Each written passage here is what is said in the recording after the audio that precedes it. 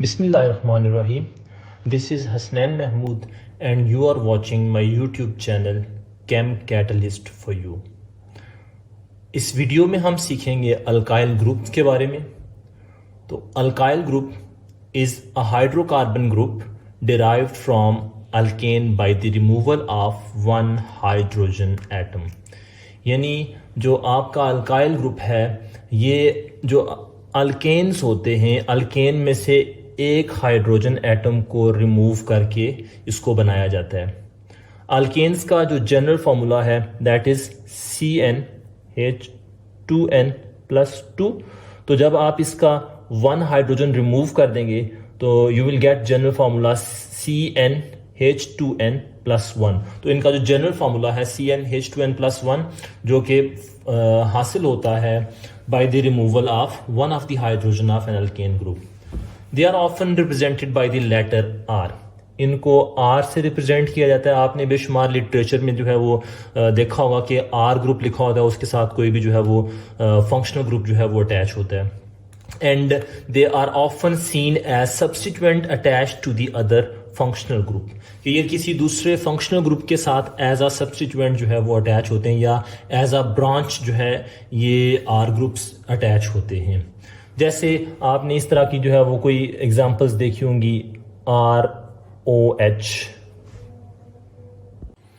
ये ROH एक alcohol है, हाइड्रोक्सिल फंक्शनल ग्रुप या अल्कोहलिक फंक्शनल ग्रुप, और आर ग्रुप जो है वो ये इस पॉइंट को जस्टिफाई कर रहा है कि that is seen often as a substituent attached with the functional group.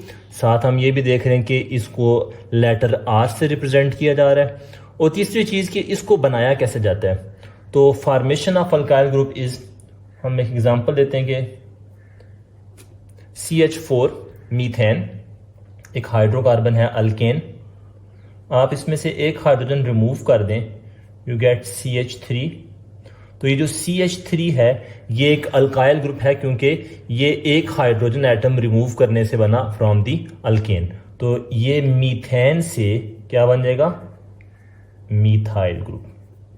तो इसी तरह आप किसी भी अल्केन में से एक हाइड्रोजन को रिमूव करके आप अल्काइल ग्रुप बना सकते हैं। CH3 ईथेन मॉलिक्यूल है। तो ईथेन से अगर आप एक हाइड्रोजन रिमूव करते हैं -1H, so you will get CH3CH2।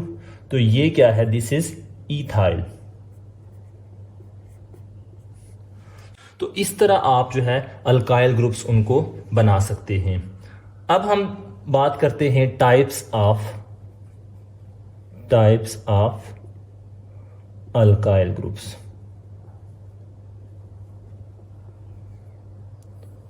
Alkyl groups की जो है वो इसको 3 टाइप्स में जो है वो क्लासिफाई किया जाता है। One is primary, secondary and then tertiary. जो हमारे प्राइमरी अल्काइल ग्रुप्स हैं या सेकेंडरी या टर्शरी, ये जो क्लासिफिकेशन है ये बेस कर रही है किस चीज पे, point of removal of hydrogen atom, कि आप हाइड्रोजन एटम कहां से रिमूव कर रहे हैं। जैसे अगर आप CH4 मीथेन की बात करते हैं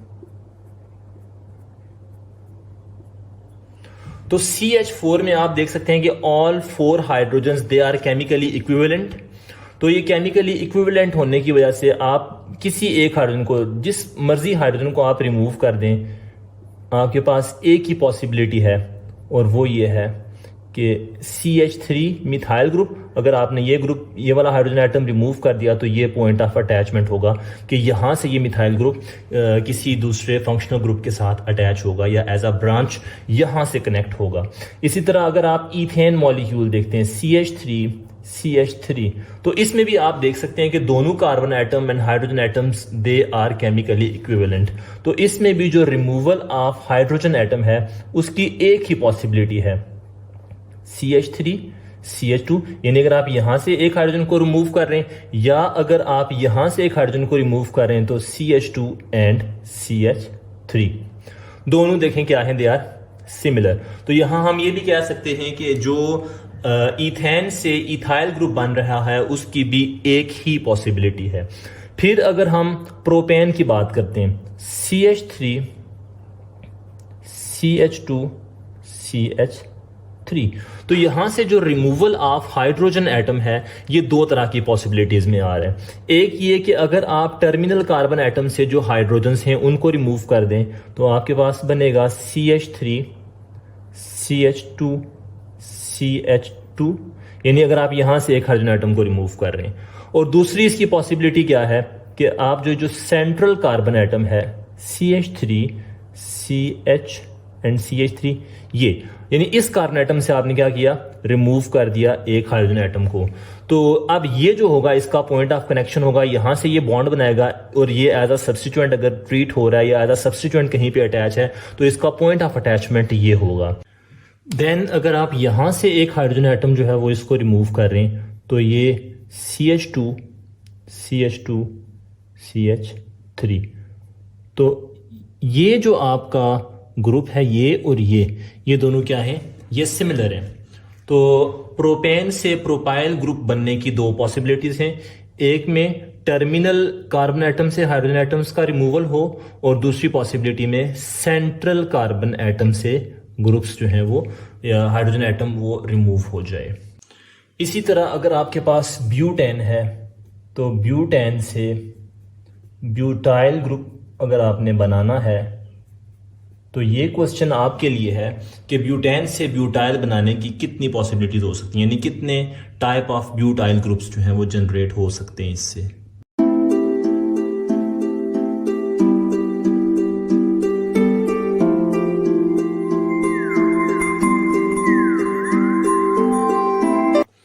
तो इसका आंसर है ब्यूटेन से दो ब्यूटाइल ग्रुप्स बन सकते हैं। वन पॉसिबिलिटी ये है कि आप टर्मिनल कार्बन एटम से हाइड्रोजन एटम को रिमूव कर दें तो ये ब्यूटाइल जो है वो लॉन्ग चेन वाला ऑब्टेन होगा।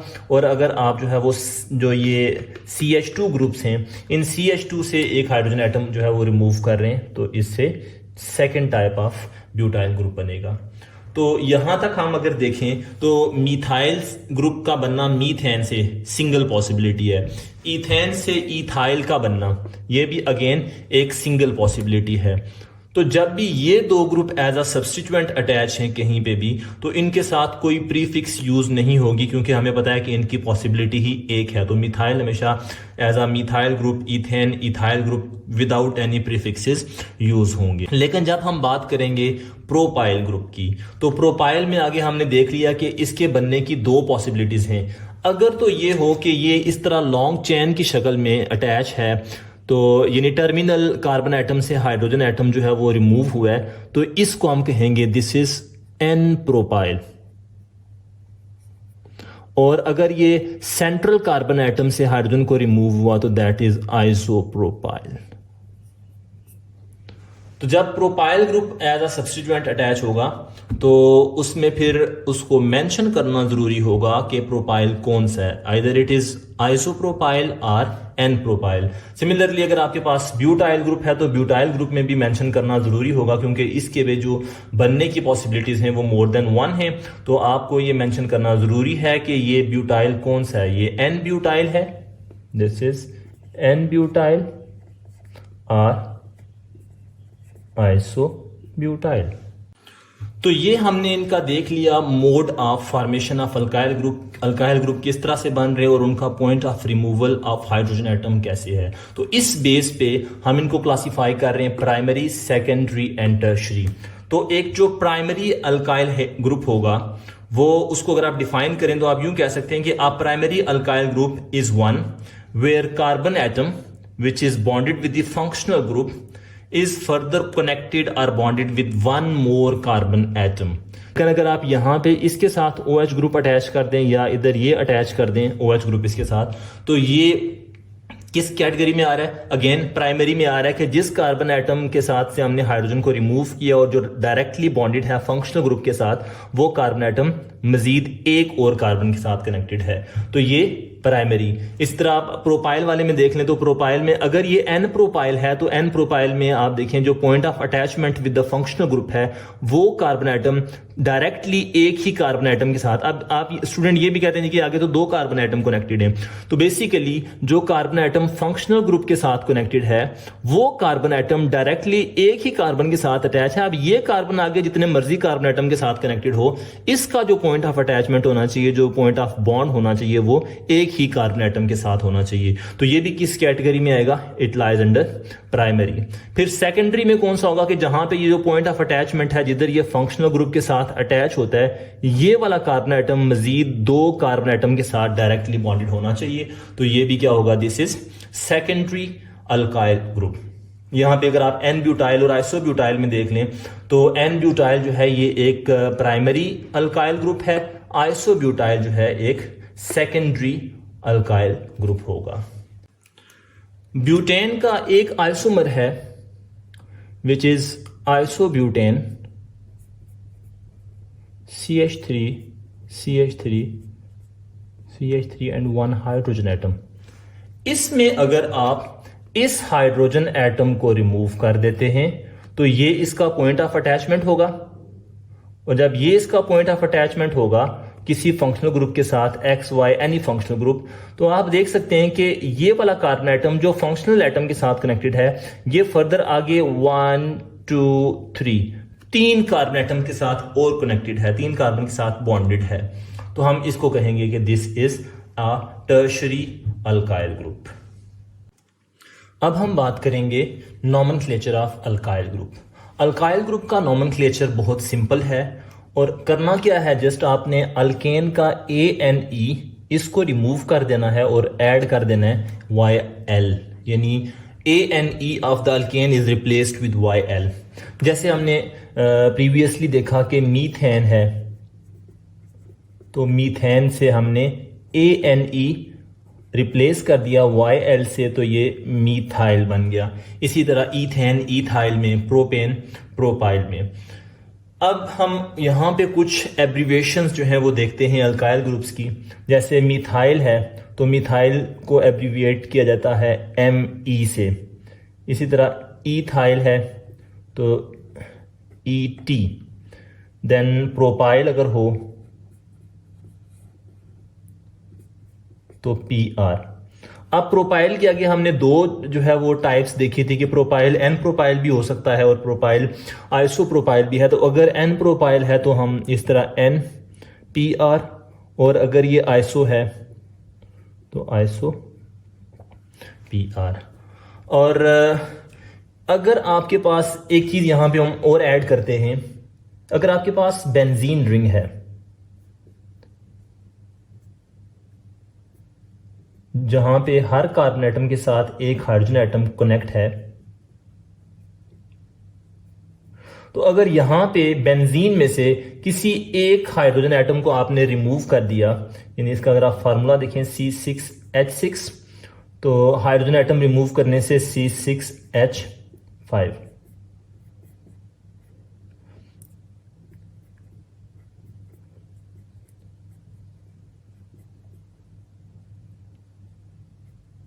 तो बाकी सारे हाइड्रोजन उधर अपनी जगह पे, ये इसका पॉइंट ऑफ अटैचमेंट होगा कि यहाँ से ये किसी ग्रुप के साथ बॉन्ड बनाएगा।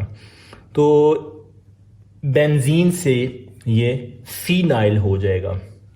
अब अगर ये फिनाइल ग्रुप स्पेसिफिकली जो है वो बेंजीन से होता है कि बेंजीन कन्वर्ट हो रही है फिनाइल में। अगर हम एक जनरल क्लास देख रहे हैं, यानी आपके पास कोई एरोमेटिक, एक जनरल क्लास की अगर हम बात करें तो एरोमेटिक कंपाउंड जो है ना उनको हम अराइल ग्रुप्स में कन्वर्ट करते हैं, यानी जो उनसे ग्रुप बनेगा उसको हम अराइल कहेंगे। जैसे आपके पास जनरली जो है वो हम अगर ये नेफ्थलीन है तो इसको अगर आप हाइड्रोजन रिमूव करते हैं तो हम अगर इसको सिंपली एक एरोमेटिक कंपाउंड के तौर पे जो है वो देख रहे हैं तो ये एज अ सब्स्टिट्यूएंट अगर हम इसको ट्रीट करें तो ये अराइल ग्रुप के तौर पे ट्रीट होगा। I hope this lecture has provided a comprehensive understanding of alkyl groups. Thank you for watching the video, and for more similar videos please watch the channel, subscribe and share. Thank you.